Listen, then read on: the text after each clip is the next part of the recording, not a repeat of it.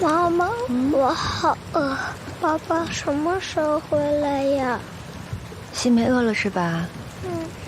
饿了就先吃一点，不用等爸爸。不，我要等爸爸回来再吃。哥哥跟你一起等，等爸爸回来一起过年。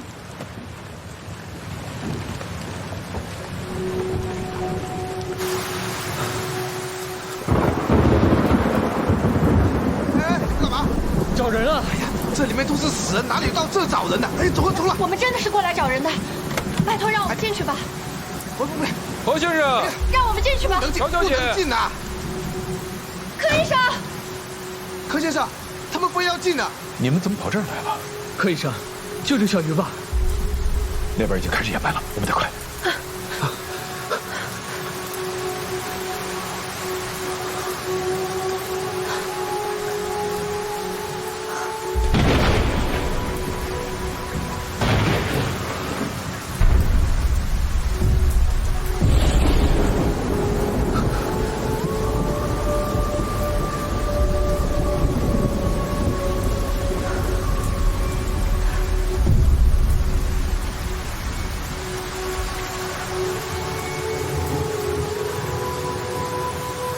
何璇，问过了，同产党最后运来的2只尸体都断在那一片。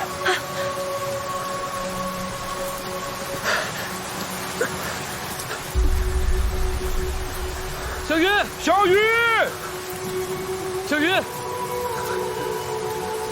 小鱼，小鱼，小鱼，小鱼，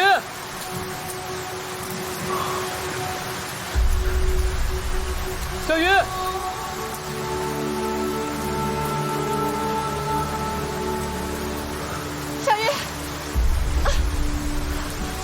小鱼，小鱼，小鱼，小鱼，小鱼，小鱼在这儿，小鱼，小鱼，小鱼。小鱼，还有脉搏。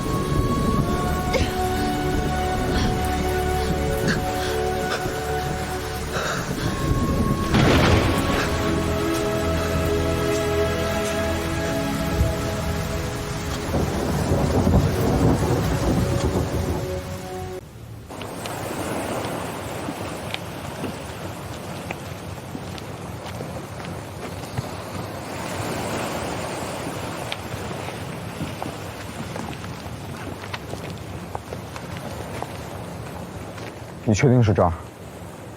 签到簿上留的的确是这个地址。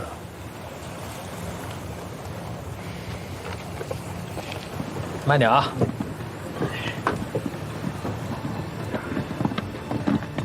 阿贤回来了，到了，这就何建一家。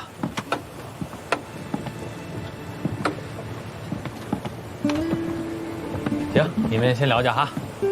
伯父，阿文，吕老板，嫂子，欧老板，你们怎么来了？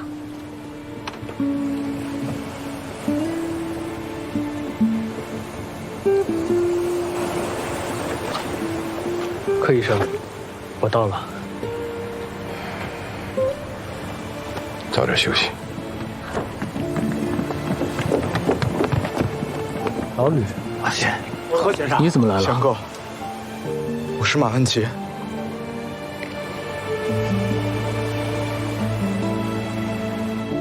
当初在码头，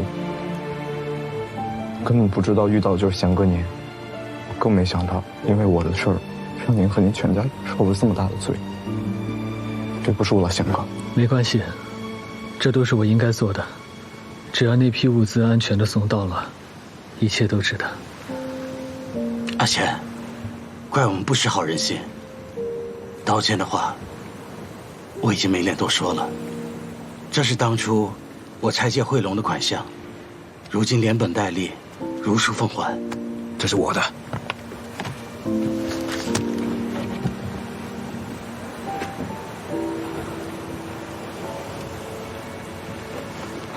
翔哥，我们来的时候碰到了伯父、嫂子，还有孩子们，都在等你团年呢。他们早就饿坏了，正好我们带了点年礼，就当年夜饭，赶紧吃吧。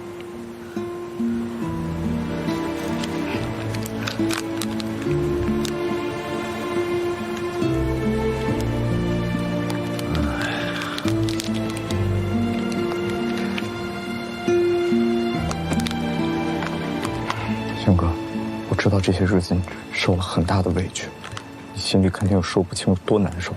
但好在现在真相已经大白，这些都过去了。只有我们一家人能吃上这些东西，有什么用？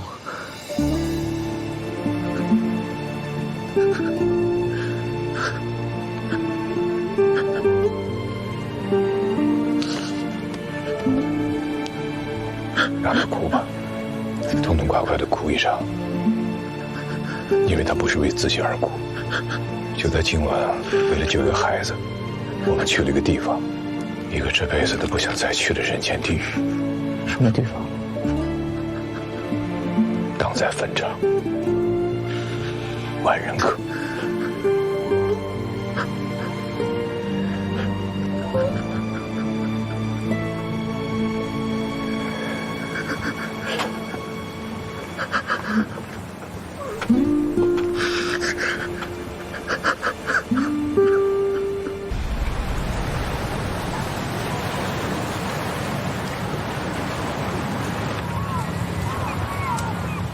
澳门的困境，除了表面的封锁，我们真正应该思考的是背后的原因。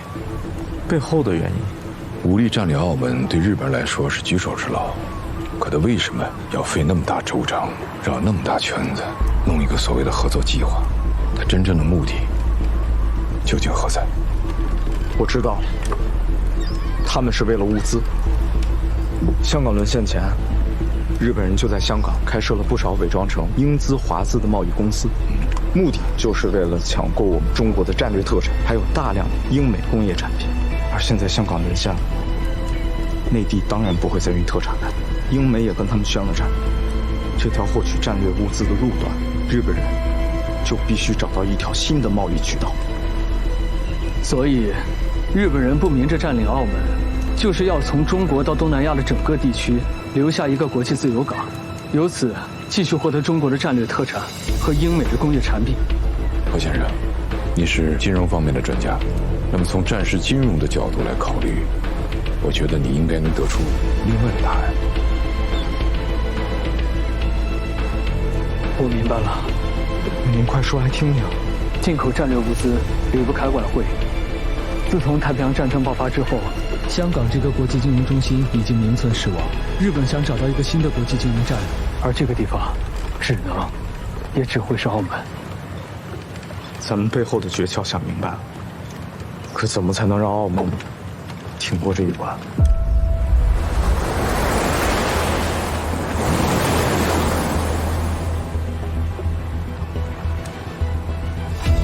你知道我现在手里有多少粮食？整整2000万斤。这笔买卖啊，就交给你了。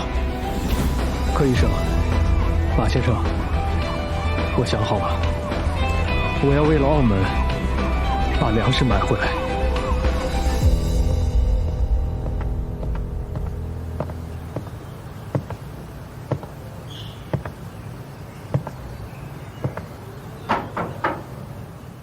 贤哥之前可是说这种买卖做不了，是什么让你改变心意的？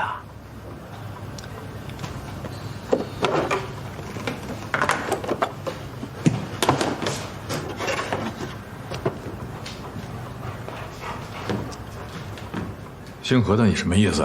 大年初一带一堆猪食过来，你存心找倒霉是不是？啊？大荣，黄队长，荣哥说的这堆猪食，就是我们家昨晚的年夜饭。要不是因为我运气好，遇到了几位朋友，这年夜饭还不知道会成什么样呢。所以黄队长，你还要问我为什么改变主意吗？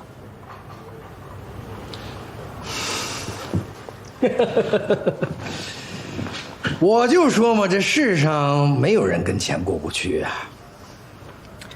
既然黄队长把生意交给我，那就是认了我何贤这个人。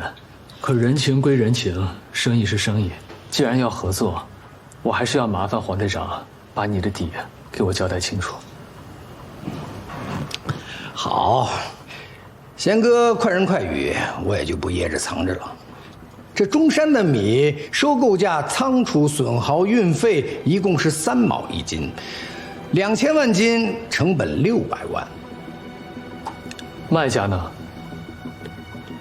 ？2块钱1斤，不过分吧？600万的成本你要卖4000万，黄队长你胃口够大的啊！但现在的澳门，有粮的就是大爷，那我就按照2块1斤去找买家。我有一个条件，签合同的时候就得有600万的现款，剩下的3400万也必须开好大西洋银行的期票，货到即兑。黄队长，现在的澳门谁能一次性拿出4000万来？这样的买家可不好找啊。一个不够，那咱就多找几个哈。我相信你是能找到买家的。行，买家的事情，我再想想办法。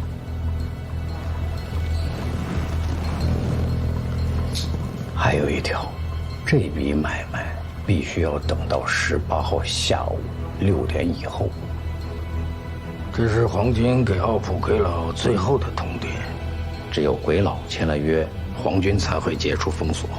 在此之前，皇军有令，1粒米都不能进澳门。原来是这样啊，黄队长，你怎么不早说啊？害我空欢喜一场，这生意啊，做不了了。怎么又做不了了呢？澳门的粮价为什么会涨上天？完全是因为日本人封锁了澳门。这封锁一旦撤销，各地的粮就会在第一时间疯了一样的涌进澳门。到那个时候啊，你别说2块1斤了，不亏就不错了。这我倒是没想到。那这该怎么办呢？还能怎么办？只能不做了。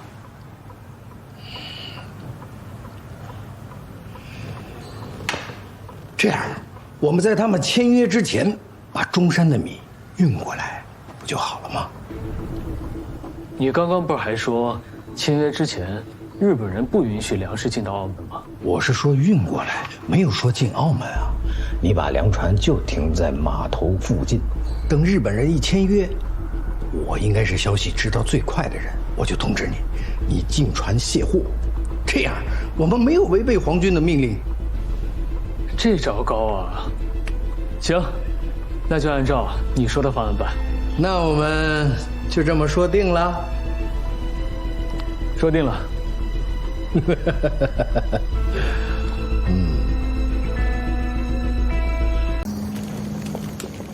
三爷，马老板，哎，三爷三更半夜的，你冒着日本人的封锁到我这横琴总堂，不知道有什么大事啊？三爷，您还记得我之前跟您说的那位朋友吗？就是那个用实际行动教会我做人最重要的就是说到做到，讲良心。当然记得，我还说啊，要是找到那个朋友啊，千万记得啊，要介绍我认识一下啊。我今天来啊，就是专门把这位朋友介绍给您。哦。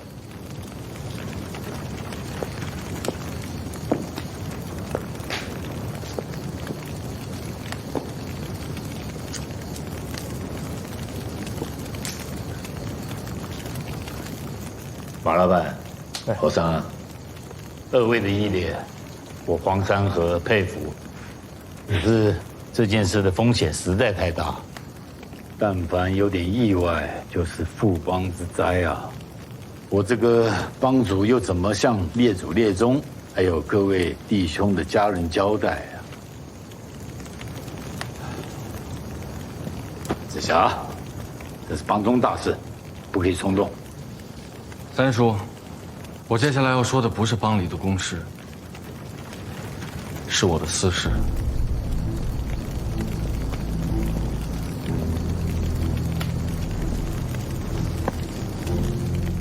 黄子霞过去有眼无珠，不识一时，几次三番误会了贤哥，今天才知道贤哥的大仁大义，小弟实在是无地自容，所以想当着列祖列宗和帮中的老少的面，向贤哥敬茶赔罪。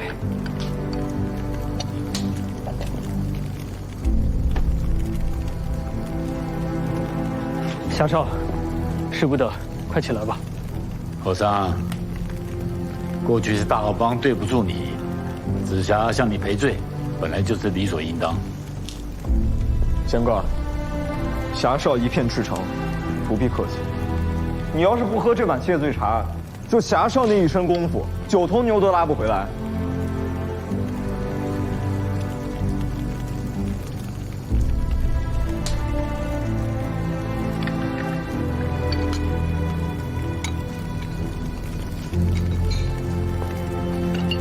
夏少，快起来吧。谢贤哥。三叔，接下来我要说的，才是帮里的公事。刚才2位先生把话说得很清楚，我大豪帮以一个义字行江湖。倘若我们都在这个关头做了缩头乌龟，又怎么当得起忠义千秋这4个字？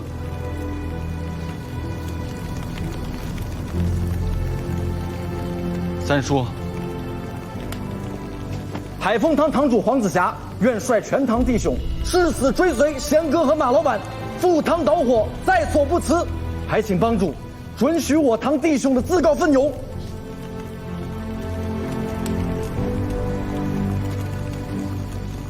帮主，各位弟兄们，澳门的饥荒都是黄公杰帮着日本人一手逼出来的。可是这江湖上人人都知道黄公杰是我大豪帮的叛徒，这种叛帮狗贼做下的恶，我们大豪帮若是坐视不理，江湖上会怎么看待我们大豪帮？帮主，我海云堂全堂弟兄愿为澳门运粮，以偿帮中叛徒之罪过，望帮主准许。帮主，本堂弟兄也愿前行。